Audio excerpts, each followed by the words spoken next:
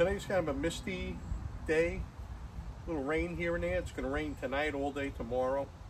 And the little piece of property you heard me talk about before that sold and trees are going to come down, I want to take one more walk around just to see if I can harvest. I'm looking for a couple of longer staves of hickory. I contacted my tree guy friends. They're going to keep an eye out for me and provide me with some longer hickory staves. But when I went in the woods today, I made sure that my pants were sprayed thoroughly with Prematin. What I do is I go on the back deck and I lay the pants out and I spray around the inside of the waist. I saturate the pants front and back. I take the pants legs and I roll the pants legs inside out and I spray the inside of the pants legs, and then I bring them in and I let them dry overnight. And the boots, I take my boots, I spray inside the boots, outside the boots, the bottom of the boots, I spray everything. Because the ticks on Long Island are horrendous. And any of you guys that have been watching my videos, you know I had Lyme's disease a couple times, had Rocky Mountain spotted fever, I had the meat allergy for 5 months. I've been through a lot with these ticks. I'm to the point where I'm paranoid going in the woods. And as much as I used to really love hunting, I used to be out of my mind loving hunting, you know, going in the woods and scouting and prepping, and I enjoyed that more than the actual hunt sometimes, you know. Now I'm always leery about going in the woods. So make sure you spray yourself with Prematin, whether you go fishing, hiking, whether your kids are playing sports in the field. If you know they don't treat the grass, spray your clothes, spray your kids' clothes, shoes. You don't want to get sick, all right? You don't want to get sick. So anyway, today on my adventure, there was oak trees that had the boring holes in it, bug boring holes. There was hickory. I found hickory. I found some pignut hickory, bug boring holes. They would have been beautiful pieces of wood, boring holes. Maple. I even found some maple trees. It's an invasive species, and they had the bark peeling off and holes in them. I'm like, the wood on Long Island is getting devastated by these bugs. But anyway, what I managed to get today was there was a straight piece of sassafras all the way in the back of the property. And I'm like, I made a bow out of sassafras. It's not a fast bow, it's soft wood. I had to fire harden it twice, but I have a shootable bow named Sassy. So I had this, I know that now this time of year, the bark and cambium peel off like a banana on most species of wood. So I cut this fairly nice straight sassafras, and just for fun, at some point in time down in the future, I'm going to make another sassafras bow. It's not a speed demon. It's not a really, a really top-notch wood. It's the bottom wood, but it'll make a shootable bow, and it's just for me to have fun making at some point. I found a bitter nut. This is actually bitter nut hickory, and I'm going to get at least 2 bows. I would say 2 nice bows at least out of this. Guaranteed 2 nice bows out of it. The only thing is, I wanted the longer one, and this is going to be like 64 inches because of the tree limbs and knots that were on the top of this. But that's what I got, and I'm happy because it's a beautiful log. And then I was looking, there was a few eastern red cedars there too that were loaded with limbs and stuff, and limbs, branches, and I couldn't see any viable bow inside them. So then I was looking at this one here,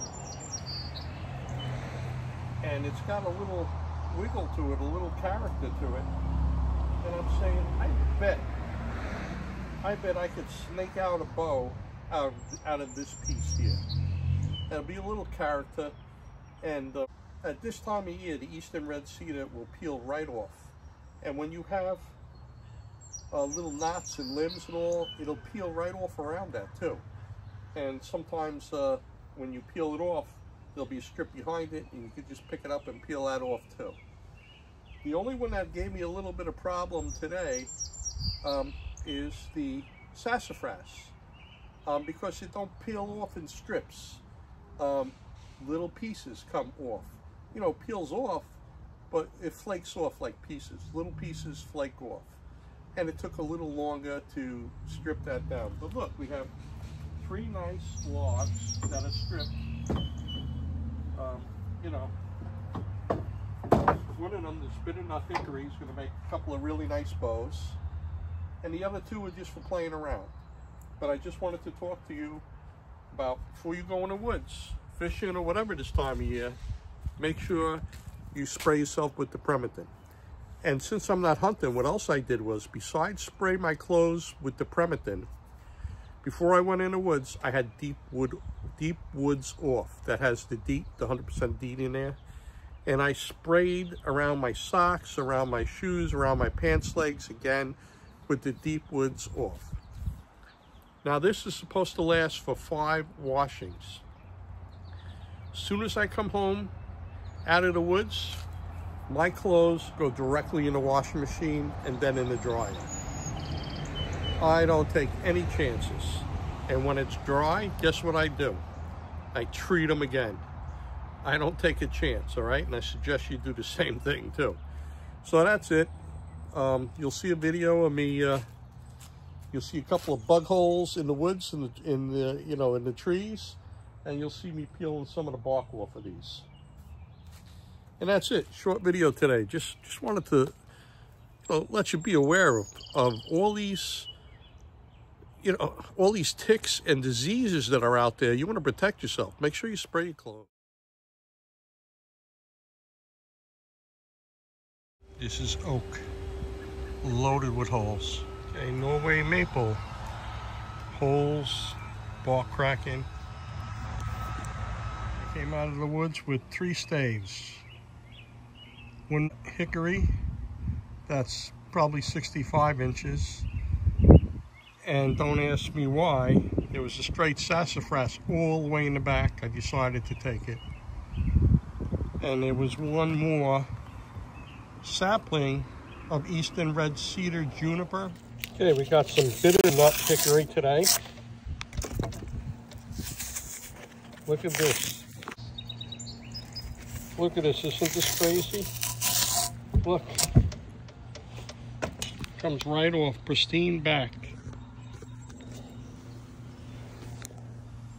When the buds are coming out and the sap's flowing, the bark peels off like a banana. And you're left with a beautiful, pristine back. This happens to be bitter nut hickory. Bitter nut, eastern red cedar, and it was a really straight sassafras. I don't know why. I'm gonna make another sassafras bow. Eastern red cedar, same thing. It's the cambium and bark peel right off like a banana. And when there's a knot, you might have a strip that's left behind it. And all you do is just get your flat chisel, screwdriver, whatever, knife blade, pocket knife, and pop it up behind it. And that's all you have to do, see? And when you're all done, you can turn it around and say, is there a bow in there? But obviously, if you cut it down, you think one of the sides has a bow in it. The sassafras cambium is a little more brittle and not as flexible, and you take off little wedges, little pieces at a time. You can't pull off a big strip.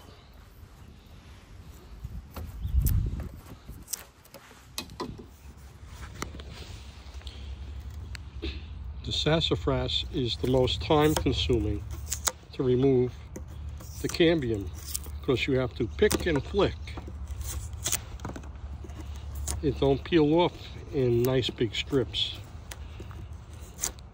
Flick. Switch hands.